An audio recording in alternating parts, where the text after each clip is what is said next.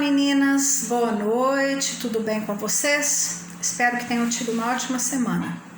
Bom, antes de dar continuidade à nossa disciplina, Economia e Funcionamento da Educação, nós vamos fazer uma retrospectiva pequena para a gente não se perder no que a gente viu na aula passada. Então, na aula passada, a gente pôde ver que ao longo da história do Brasil, ao longo do desenvolvimento econômico do Brasil, em nenhum momento desse desenvolvimento, a educação foi colocada como eixo central, né? Então, assim, o Brasil ele acabou tendo um desenvolvimento, mas deixando de lado investir na educação. Então, assim, quanto menor o investimento em educação, menor será esse desenvolvimento, tá? E a gente viu também que para acontecer um crescimento econômico a partir da educação, existem alguns fatores que se fazem necessários, né? Um desses fatores é a formação dos professores com mão de obra qualificada, e a outra é criar políticas a partir da educação infantil, na primeira infância, e repensar o ensino médio. Eu vou falar primeiro do ensino médio, para depois a gente falar de educação infantil, igual eu fiz na aula passada. O ensino médio, ele estava sendo estudado para que passasse para 4 anos, para que o 4º ano fosse direcionado a cursos técnicos e levasse os alunos do 3º ano do ensino médio a sair do ensino médio com alguma experiência para o trabalho, né? Não sei se já passou, estava em questão de aprovação na Câmara, né? Na verdade, era para ser colocado em atividade esse ano, mas aí veio a pandemia e ficou tudo diferente do que estava programado, né? Mas o repensar do ensino médio seria esse. Então, assim, o 4º ano direcionar esses alunos a cursos técnicos, para que eles saiam do ensino médio sabendo o que eles querem fazer, né? Muitas vezes os alunos saem do ensino médio e não têm noção do que eles querem para a vida deles. Então, assim, muitos partem para o curso técnico. Se o 4º ano eles já tiverem o início de curso técnico, eles já vão ter a chance de sair do ensino médio sabendo o que eles querem. Esse seria o repensar o ensino médio. E a educação infantil, a gente viu que o investimento, quando é feito na educação infantil, essa criança vai ser um adulto com futuro. Porque essa fase da idade de infância, da educação infantil, primeira infância, as crianças têm uma capacidade de absorção muito grande, né? Então, assim, vai aproveitar essa fase, investir nessas crianças e futuramente o desenvolvimento econômico, a partir do conhecimento que essas crianças vão ter quando estiver na vida adulta, vai ser maior. Por quê? Não vão ter que investir tanto na educação delas, porque elas já cresceram sabendo vários conhecimentos e têm várias habilidades. A gente viu também o que torna a má qualidade de nossa educação. Falta de qualificação para os profissionais, né? Como eu disse para vocês, se hoje a gente quer estar atualizando, fazendo cursos, fazendo graduações e pós-graduações, tudo isso a gente tem que investir com o nosso dinheiro. Governo, prefeitos não investem em professores.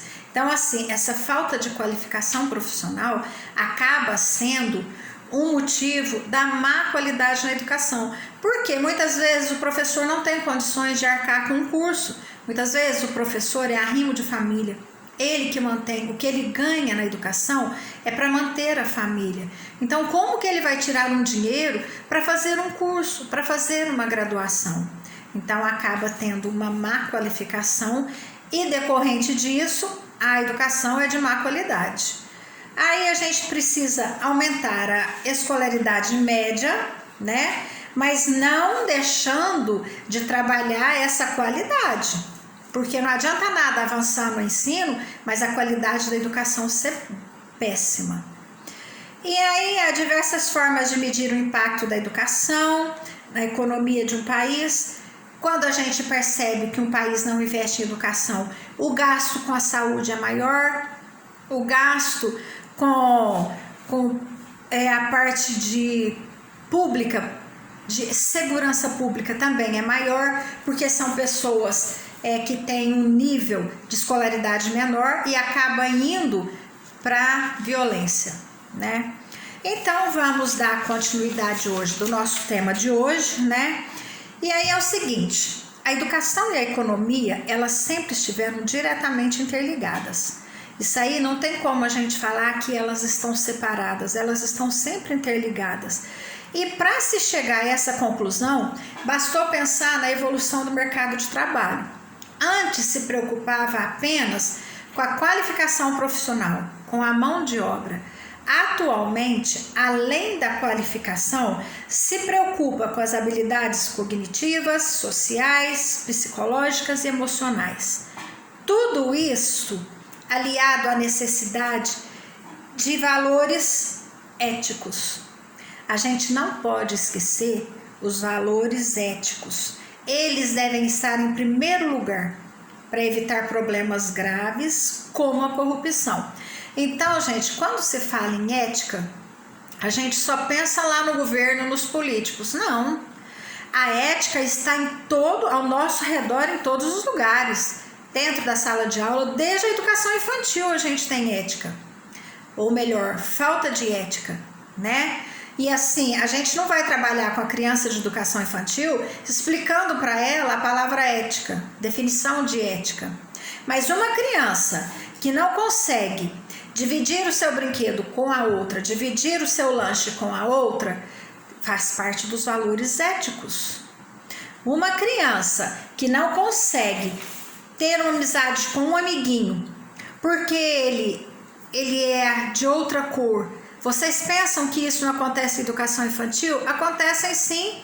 Eu tive uma sala de educação infantil onde tinha duas crianças, uma mais morena um pouquinho, não chegava a ser negra, e a outra quase igual.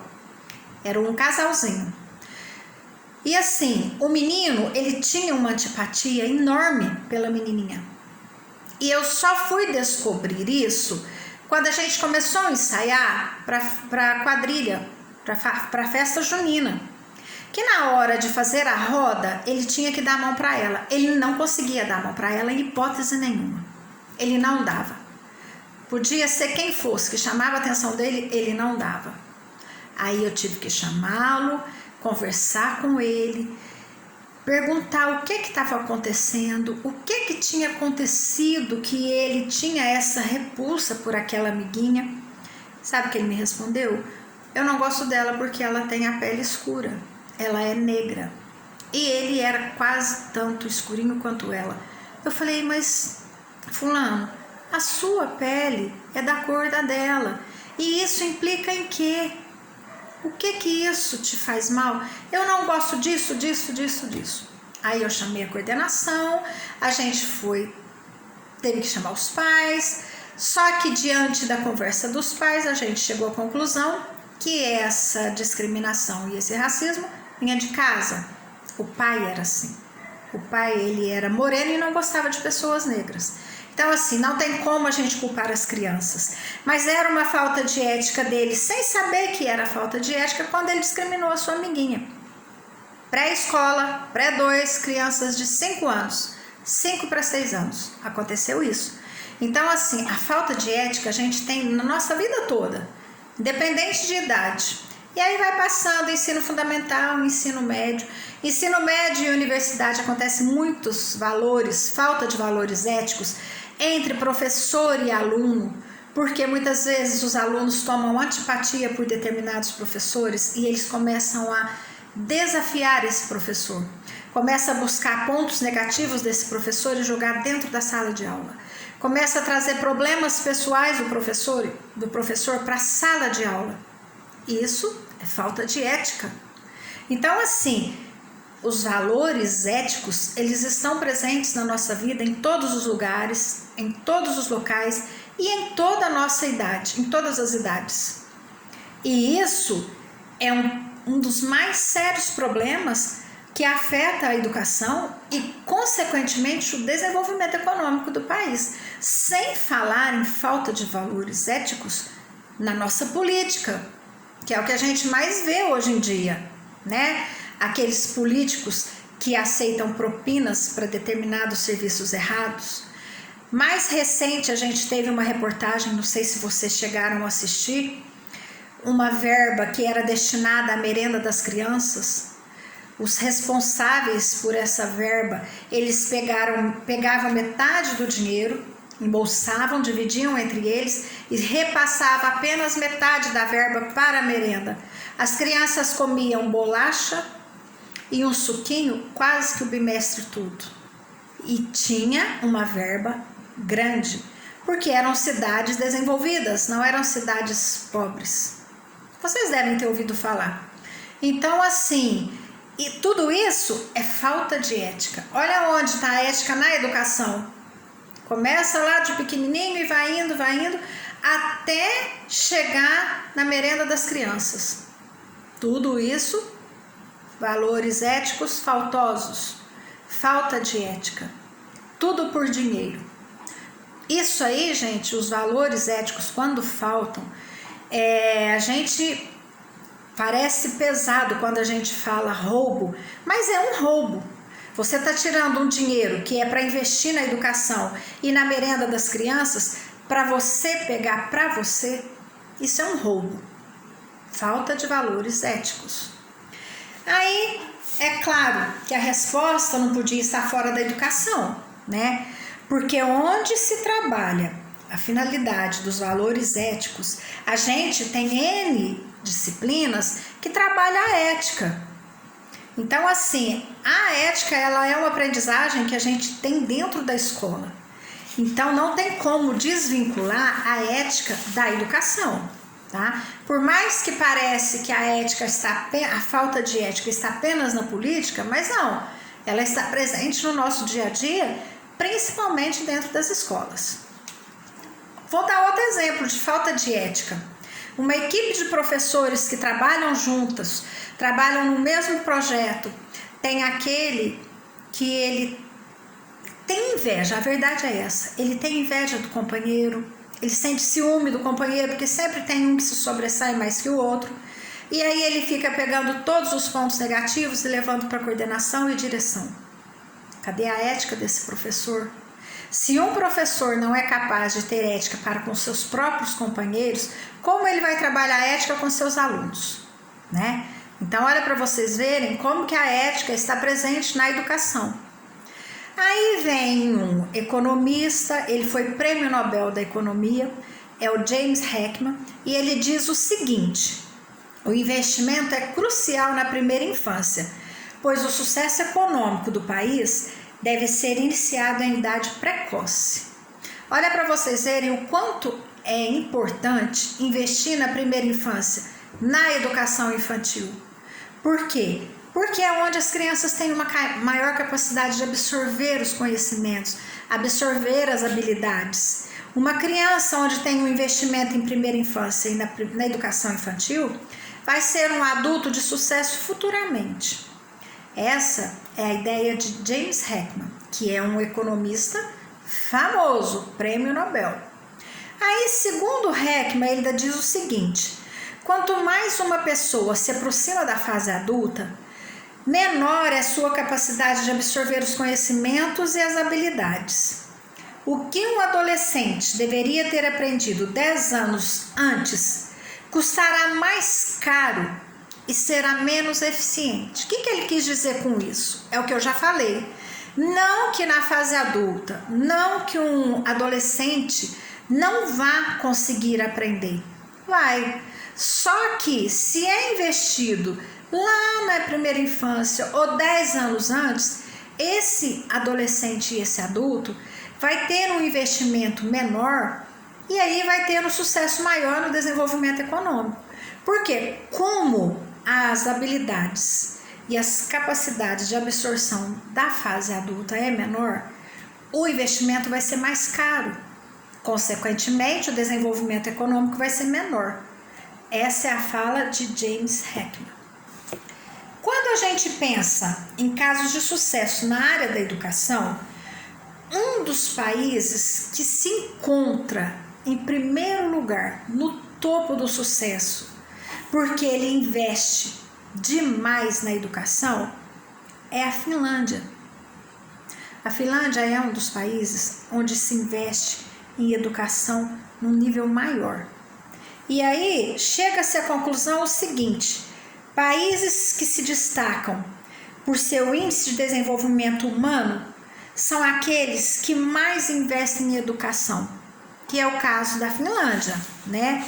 E assim, a Finlândia não é a única, nem é o único país que tem que obtém resultados positivos na educação, devido ao seu alto investimento na educação. Mas aí a gente ainda vem a Noruega, a Austrália, a Alemanha, Estados Unidos, Canadá.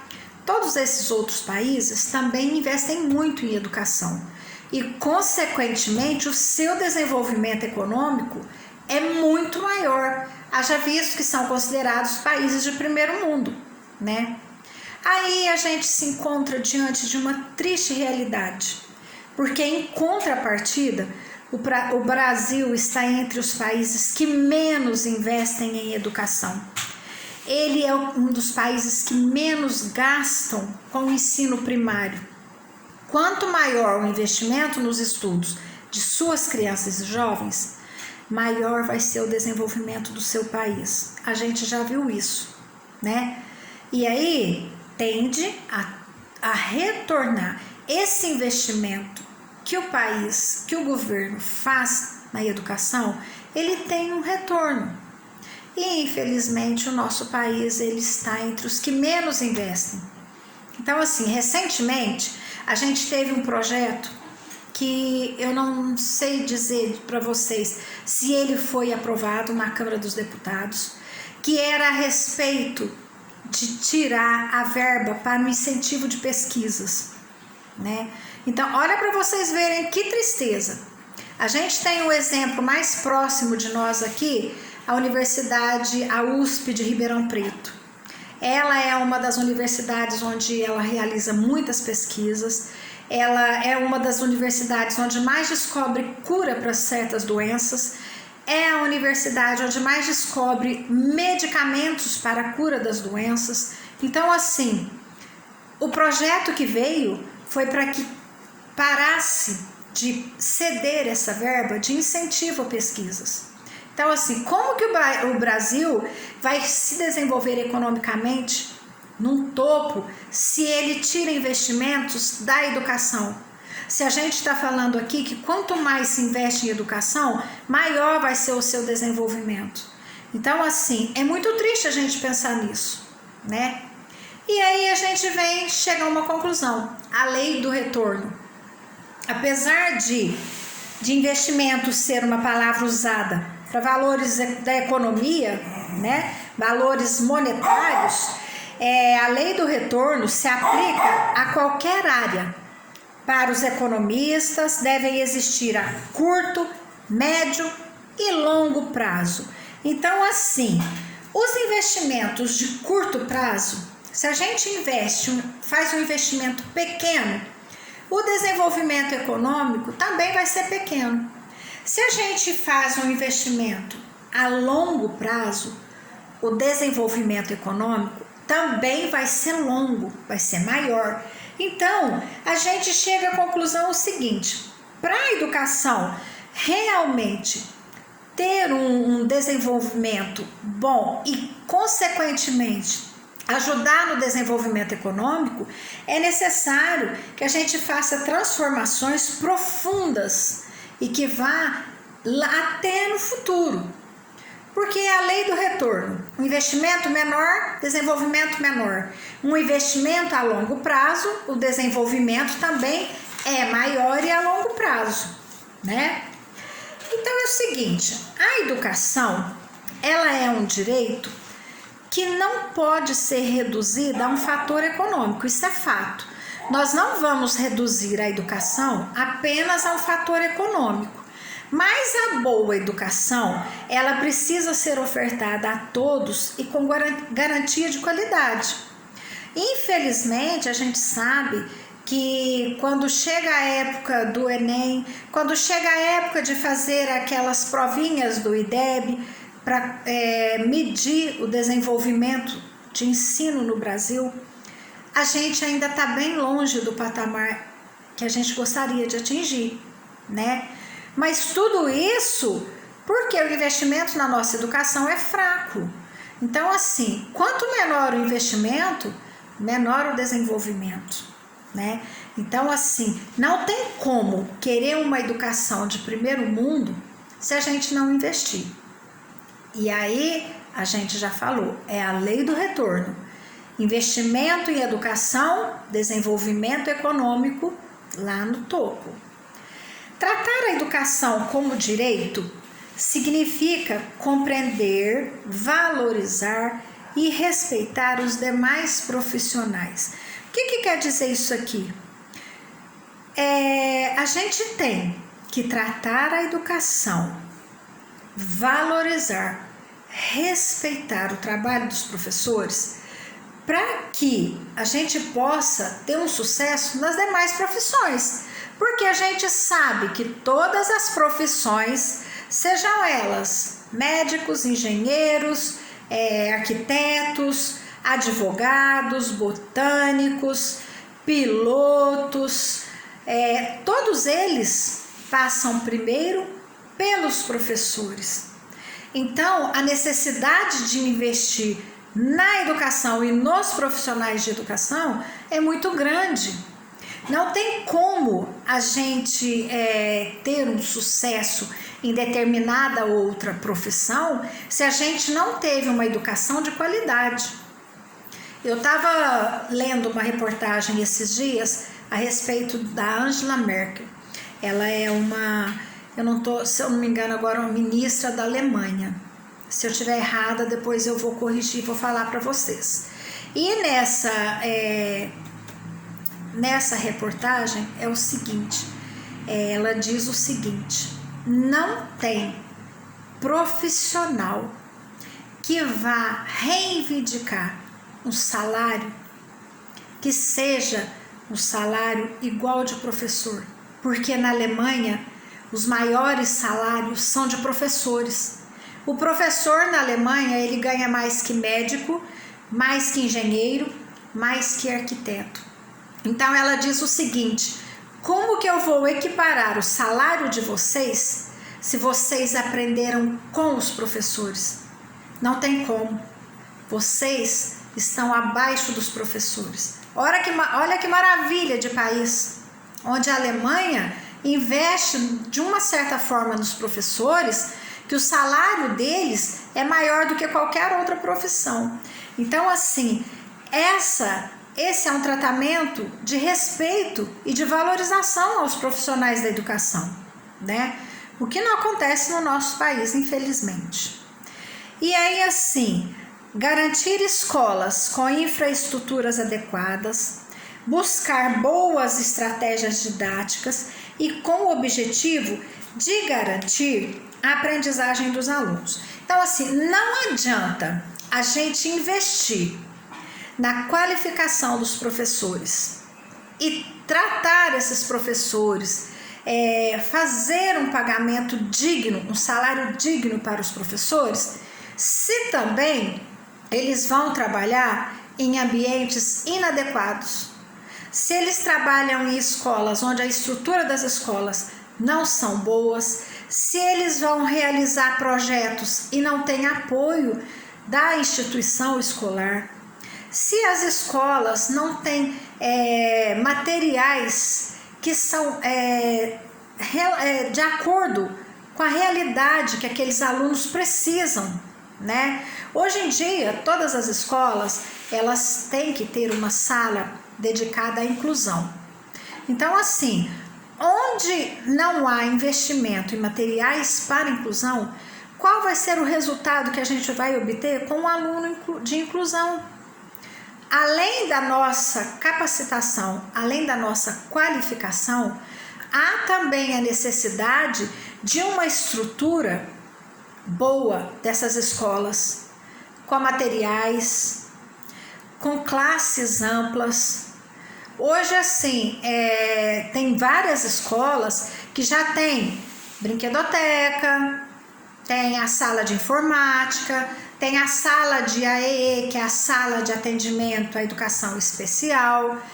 Esse seria o nível de estrutura escolar para uma instituição nível bom, não vou dizer ótimo, porque para ser ótimo a gente teria que ter uma estrutura muito melhor do que a gente tem. E não são todas as cidades que têm essas estruturas, né? Mas essa seria e deveria ser a realidade de todas as cidades, ter uma estrutura digna, onde o professor possa trabalhar de maneira digna, onde ele vai direcionar a sua didática, a sua pedagogia e garantir uma aprendizagem de qualidade para os seus alunos. Muitas vezes os professores são cobrados, mas muitas vezes o ambiente que ele trabalha não dá condições para que ele realize a sua atividade de maneira digna. Então não tem como a gente jogar toda a culpa em cima do professor. Muitas vezes a falta de estrutura daquela instituição não dá suporte para que o professor possa realizar a sua aula de maneira digna e de maneira satisfatória, tá bom? Não cabe às políticas educacionais estarem a serviço da economia. É preciso que seja o contrário. Não adianta falar apenas o seguinte: a educação tem que estar a serviço da economia. Não. A gente sabe que uma boa educação vai dar um bom desenvolvimento econômico, mas para isso é necessário um bom investimento na educação para que esse desenvolvimento econômico aconteça, né? Então não pode jogar toda a responsabilidade em cima da educação. É necessário que seja o contrário. É necessário que o desenvolvimento econômico, que a economia possa estar investindo na educação para que esse retorno econômico aconteça lá no futuro. Porque uma educação sem investimento, desenvolvimento econômico baixo. A economia do país deve estar a serviço do direito à educação de seus povos. Então é o que a gente acabou de falar, né? Não tem como a gente colocar apenas a educação como responsável por um desenvolvimento econômico bom. A economia, ela tem que estar a serviço da população, dando todos os direitos necessários para esses alunos, para que eles possam realizar uma aprendizagem adequada, com instituições escolares adequadas, com qualificações profissionais para os professores de maneira adequada, que possa estar investindo nesses profissionais, para que esses profissionais não tirem do seu salário, que já não é muito, um valor para estar investindo e melhorando a sua capacidade para estar trabalhando com seus alunos, né? É muito fácil cobrar de um professor que ganha um salário pequeno, que na maioria das vezes tem a necessidade de dobrar o horário, trabalhar de manhã e à tarde. Tem muitos que trabalham manhã, tarde e noite para poder juntar o seu salário e ter um salário um pouco digno, porque muitos são arrimos de família. Então, assim, é muito triste pensar que um professor tem que fazer todo esse sacrifício para poder investir nele mesmo, porque se ele quiser uma graduação, se ele quiser um curso, se ele quiser uma capacitação a parte de tudo aquilo que ele trabalha, na maioria das vezes nós temos que investir nesses cursos. Combinado, meninas? Nossa aula de hoje fica por aqui. Espero que vocês tenham gostado. Se tiver alguma dúvida, pode chamar no meu privado que a gente sana essa dúvida. Combinado? Então a gente se encontra a semana que vem na nossa terceira aula. A gente vai ter 4 aulas, né? E na última aula eu vou estar enviando a atividade avaliatória, combinado?